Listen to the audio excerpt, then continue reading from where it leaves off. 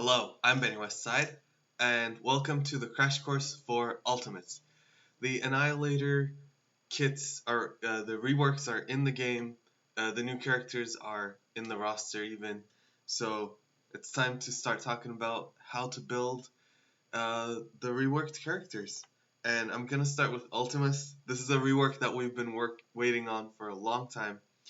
Uh, he's the original big bad of the game, so it's great that he's finally back in the meta. Today we're going to talk about his abilities, T4 upgrades, gear, ISO 8, Dark Dimension prospects. So if you're into that, let's get into it.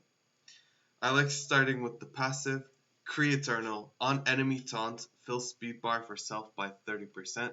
This is probably like one of the things that makes him the most valuable.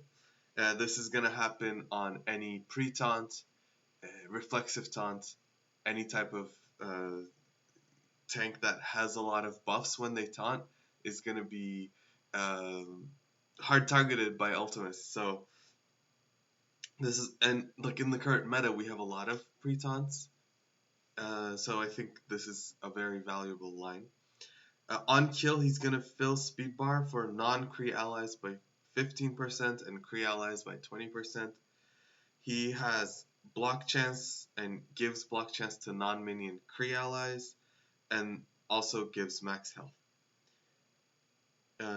In arena, he lowers the resistance of all enemies by 20%, and then the T4 gives 5% block chance for himself and non-minion Kree allies, and then he also gains 10% block chance per non-minion Kree ally.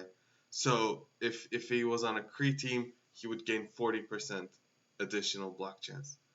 If we were going to run him in a Kree team, this would have been very nice, but as it stands, it's only 5% block chance, so it's really not worth it. Alright, let's go to his ultimate. This is on a 5-turn cooldown, but it starts ready. Flip offense down, then apply +1 offense up to self. Attack primary target for damage. Flip each positive effect. For each positive effect on the primary target, bonus attack, and flip a buff. Apply defense down and ability block to all enemy protectors. Flip 3 negative effects into positive effects on self and all Annihilator and Kree allies not tied to T4. The T4 is only a damage increase. So this is not essential. However, this character, you're not really going to run in arena. You're going to be running him as a tank cracker. So for his purpose, which is going to be damage and to crack tanks, for that purpose, this is essential. You want him to have the maximum damage that he can put out, and this is a lot of damage. So if somebody has 5 positive effects, that's 250 just on the bonus attacks and then 60 on the primary, so that's 300 added damage to a single target. 310, I know. So I would say this is almost essential because of how this character works and what you're going to use him for. But I'm not going to say essential because it doesn't like add a new functionality. But know that it is very, very high value. Alright, Void Blast. Also ready on turn 1. Attack primary and adjacent. Copy and clear 2 buffs, excluding stealth and taunt. Apply regeneration to self and adjacent allies. Apply an additional regeneration to self and all Annihilator allies. The T4 adds damage, and this is piercing on this ability, so that's really nice. And he copies and clears all positive effects instead of just 2. I think this is also almost essential. It's great to go from 2 to all. I don't know if we're going to use this ability for that. Maybe we will, actually. I will say almost essential, but if you feel as you play that you're like, oh, he's only taking off 2, I want him to take everything, then do the upgrade as well. This is also a very, very high value upgrade. All right, basic. And this is it's like a simple line. Attack primary target for damage and piercing. 50% chance to apply ability block and defense down. The T4 upgrade adds damage, but it also adds mind control one enemy to attack the primary target. I think this is very, very nice. Again, not essential in my opinion. You don't know who he's targeting, who he's calling for the mind control. Is it going to be the highest damage? Is it going to be somebody that gives energy to the team like Penny Parker? You don't get to control any of that. Like Emma Frost chooses the highest damage, right? So that's very specific. Um, it's very nice, especially on a basic, but not essential. I do like that he has the ability block chance on his basic and ISO, so keep that in mind. Which actually leads us into our ISO 8 discussion. With that ability block, it's a great case for him to be a striker. And he's a damage dealer, so having his base damage up is really nice. I do think that depending on the comp, we're also going to run him as a raider sometimes. This this ultimate ability is a multi-hit, and he keeps hitting the same target. So critting on those with boosted crit damage might actually be very, very nice. Also, depending on the team composition, it might fall where he wants to be a raider to give room for other strikers that have better ISO attacks or more important for that fight.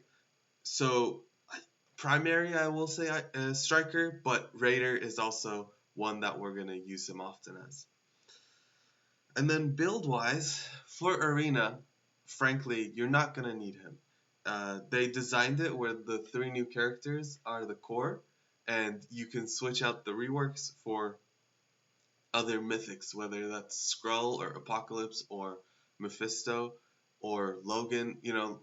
Those 2 spots are kind of the rotating door or revolving door. So you're not gonna need him for arena, which means you're not gonna need him. You might run him on the team in War or maybe Crucible, but I think his value is more evident as a solo character. I'm hoping to use him as a pre-taunt killer or reflexive taunt killer. Imagine like going against Sasquatch. Sasquatch gains taunt on every turn, which means on any turn, Ultimus gains 30% speed bar. So he has these like mechanics against taunt that I really like. He can push out a Black Knight off the bat, or somebody like a Gladiator who's in the game right now, or he's being added to the game right now. So I think he has very high plug and play value.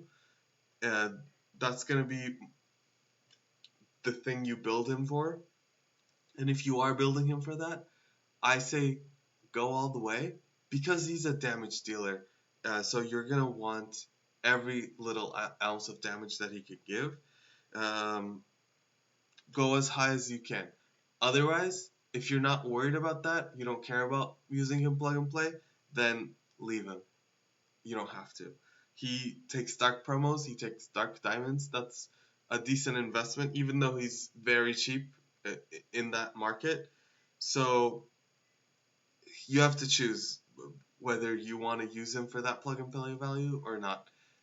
It's not something like Ares or like Emma Frost or Cable where it's one line on their passive that you need. He's there to do damage, so if you're using him as plug and play, you need the damage, you need the stats. So that's what I would say. Build him as high as you can if you want to build him. Dark Dimension wise, I think he's already the clear 4th choice for Mythic.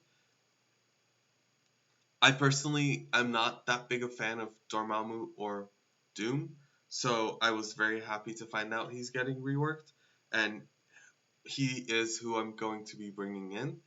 But again, if as we discussed in the prior section, if you're not interested in him as a plug and play character, and you're not going to use him on Annihilators, then you don't have to build him, and you can just do Dorm or Doom or somebody else.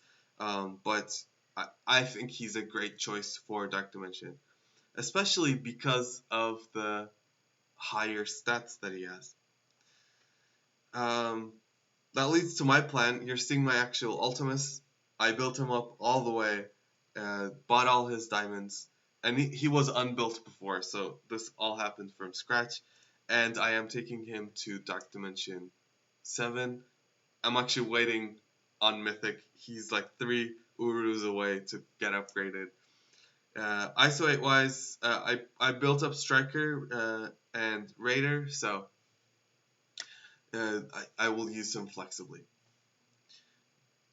And that's about it. So let me know what you think. Are you going in on Ultimus, or are you just gonna use this as an opportunity to save resources for something else?